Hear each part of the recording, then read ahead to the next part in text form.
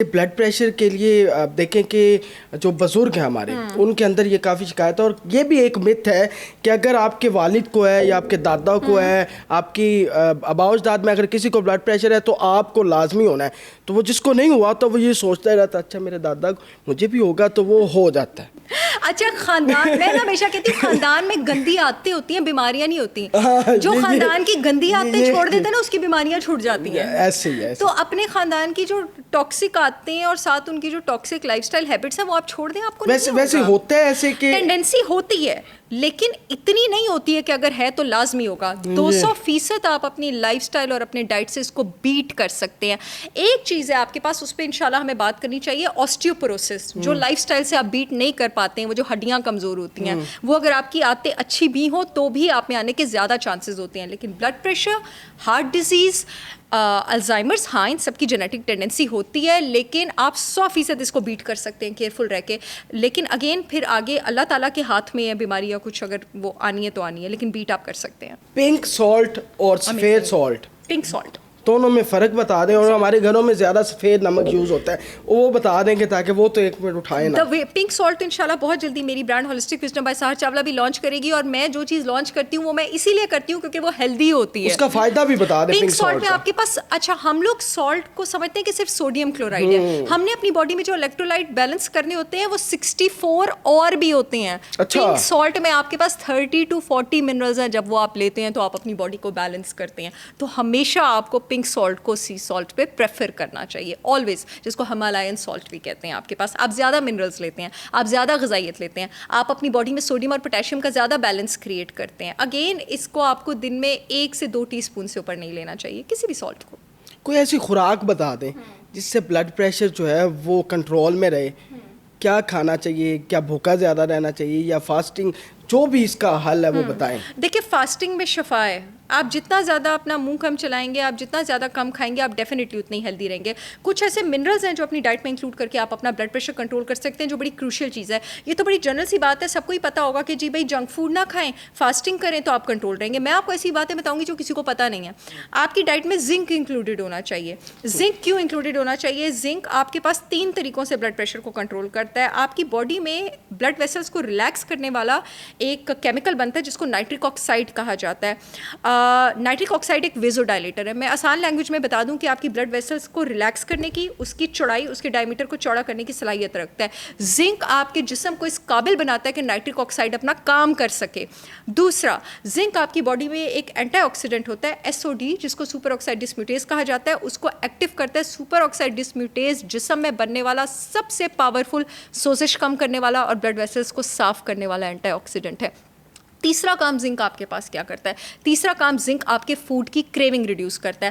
ہماری باڈی میں جب ہمارا پیٹ بھر جاتا ہے، ہماری بھوک ختم ہو جاتی ہے، تو ایک ہارمون کا ایکٹیو ہونا بہت زیادہ ضروری ہے تاکہ ہم اپنا منہ بند کریں اور کھانا روکیں، اور اس کو آپ لیپٹن کہتے ہیں. اگر آپ کے جسم میں زنک کی کمی ہے، آپ کا لیپٹن ایکٹیو نہیں ہوگا. یہی وجہ ہے جن کے جسم میں زنک کی کمی ہوتی ہے وہ کھائی جاتے ہیں کیونکہ ان کو پتہ ہی نہیں لگ رہا ہوتا کہ ان کا پیٹ بھرا ہے. زنک کہاں ہے؟ اگین زنک گوشت میں ہے، اور سب سے زیادہ بڑے گوشت میں ہے، اور شیل فش میں ہے، اور گرائنڈڈ نٹس اور روک دیتے ہیں کہ نہیں کھانا بلڈ پریشر. جن چیزوں میں میں اگلا بھی بتانے لگی ہوں بلڈ پریشر کا علاج ہے وہ گوشت میں ہے. اگلی چیز پہ آ جاتے ہیں جی. وائٹامن B12 اور وائٹامن B9 دونوں آپ کے پاس گوشت میں موجود ہیں. ہمارے جسم میں جب پروٹین پروسیس ہو رہی ہوتی ہے تو اس کو پروسیس ہونے کے دوران آپ کے پاس ایک کیمیکل بنتا ہے جس کو ہوموسسٹین کہا جاتا ہے.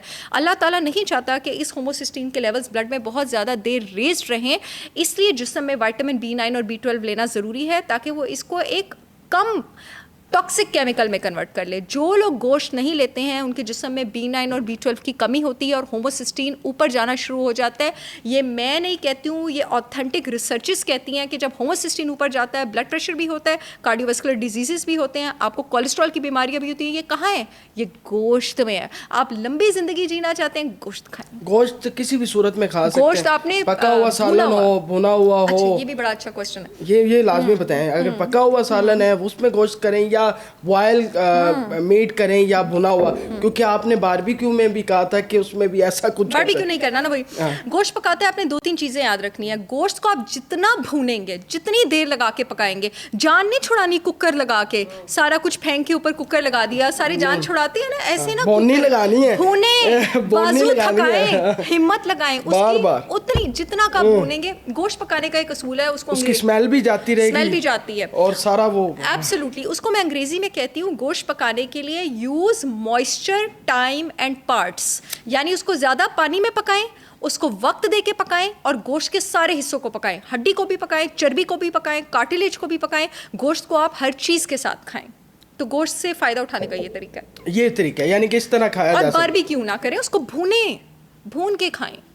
اچھا مجھے یہ بتائیں, گرم مسالہ بڑا استعمال ہوتا ہے ہمارے گھروں کے اندر, ٹھیک ہے, اس کا کوئی نقصان ہے؟ گرم مسالہ اچھی چیز ہے, سوائے ان کے جن کو گرڈ اور ایسیڈیٹی کا پرابلم ہو, اور جن کے جسم میں ہیٹ سٹریس ہو, اور جن کو آئی بی ایس اور ڈائریا کی ٹینڈنسی ہو. اگر تھوڑی اماؤنٹ میں استعمال کر رہے ہیں تو کوئی ایشو نہیں ہے, کوئی ایشو نہیں ہے. جن کے جسم میں آئی بی ایس ہو, ڈائریا ہو, بیکاز گرم مسالے میں جو اسپائسیز ہوتی ہیں نا, ان میں ایبلٹی ہوتی ہے, ان میں کمپاؤنڈ ہوتا ہے کیسپسن.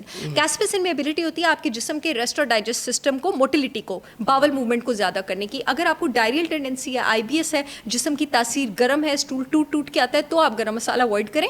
ادروائز آپ گرم مسالہ تھوڑا سا یوز کر سکتے ہیں. پوری ہانڈی میں اتنا سا ڈلتا ہے تو وہ تو پوری ہانڈی میں ڈسٹریبیوٹ ہوتا ہے, ایک پلیٹ میں کتنا کا گیا, ٹھیک ہے. اچھا ڈاکٹر صاحب, 50+ جو ہمارے مرد خواتین حضرات ہیں, ان کے اندر بلڈ پریشر جو ہے وہ میڈیسن لے رہے ہوتے ہیں روٹین وائز, مستقل مزاجم. ایک تو وہ میڈیسن سے کیسے, اور ایک ٹائم آتا ہے کہ وہ میڈیسن اثر نہیں کر رہی ہوتی, اور اس کی پھر وہ, اس کی بھی میں وجہ بتاتی ہوں, وہ آپ کو پتہ ہے کہ اس کو بھی بڑھانا پڑتا ہے تاکہ اس بلڈ پریشر کو کنٹرول کیا جائے. اور میں یہ پوچھنا چاہتا ہوں, کچھ خواتین ایسی بھی ہیں 50+ جن کو بلڈ پریشر ہوتا ہے اور وہ اپنے آپ کو مارنے لگ پڑتی ہیں. ان تمام چیزوں سے ان کا حل بتا دیں. جی سب سے پہلے جو خواتین جن کو بلڈ پریشر ہے وہ اپنے آپ کو مارنا شروع کر دیتی ہے, اس کی وجہ سے بلڈ پریشر نہیں ہے, وہ ہارمونل چینجز بھی ہو سکتا ہے, اور اس کی وجہ ان کے آس پاس کا ماحول بھی ہو سکتا ہے بہت زیادہ.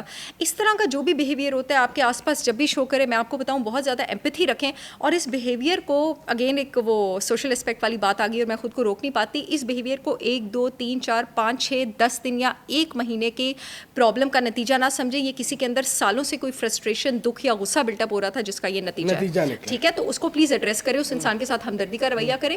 دوسری چیز آپ نے کیا پوچھی تھی پہلے والی؟ میں نے یہ پوچھا تھا کہ 50+ خواتین جو میڈیسن, مرد بھی میڈیسن لیتے رہتے ہیں, لیکن وہ ایک ٹائم آتا ہے وہ میڈیسن بھی اثر کرنا چھوڑ دیتی ہے. میں آپ کو مزے کی بات بتاؤں, یہ جو آپ کے پاس پوٹیشیم اسپیرنگ ڈائریٹکس ہیں, اور یہ جو رینن اینجیوٹینسن انہیبیٹرز ہیں, یہ جو میں نے اتنے مشکل سے نام بولے ہیں نا, یہ سب سے پاپولر گروپ آف ڈرگز ہیں اینٹی ہائپرٹینسیوز کی, بلڈ پریشر کنٹرول کرنے کی. یہ آپ کو پتہ ہے انڈائریکٹلی کیا کرتے ہیں؟ سوچیں کیا کرتے ہیں یہ انڈائریکٹلی جا کے, اس لیے یہ دوائیاں صرف بلڈ پریشر کی مینجمنٹ ہے, اس کا علاج نہیں ہے. یہ انڈائریکٹلی جا کے کافی سال بعد آپ کا انسولین ریز کر دیتے ہیں. تو انسولین ریز کرنے کی وجہ سے ہی تو میں نے آپ کو بتایا آپ کی آرٹری اسٹف ہو رہی تھی. اب سوچیں کہ شفا کے لیے آپ جو چیز لے رہے ہیں وہی کچھ سال بعد آپ کو جا کے مزید سزا دینے والی ہے. تو کیا ہوتا ہے, آپ کی ڈوز پہ ڈوز بڑھتی جاتی ہے, کیونکہ وہ آپ کو ایکٹ ہی نہیں کر رہی ہوتی. جب آپ تھوڑی دیر کے لیے ڈوز بڑھاتے ہیں, پھر کنٹرول آتا ہے, پھر وہ انسولین ریز کرتی ہے. اس لیے بہت ضروری ہے کہ اس کو جڑ سے آپ روکیں. جن منرلز اور وائٹامنس کا میں نام لے رہی ہوں, potassium, zinc, B9, B12, lifestyle changes, اس کو اپنی لائف میں انکلوڈ کریں.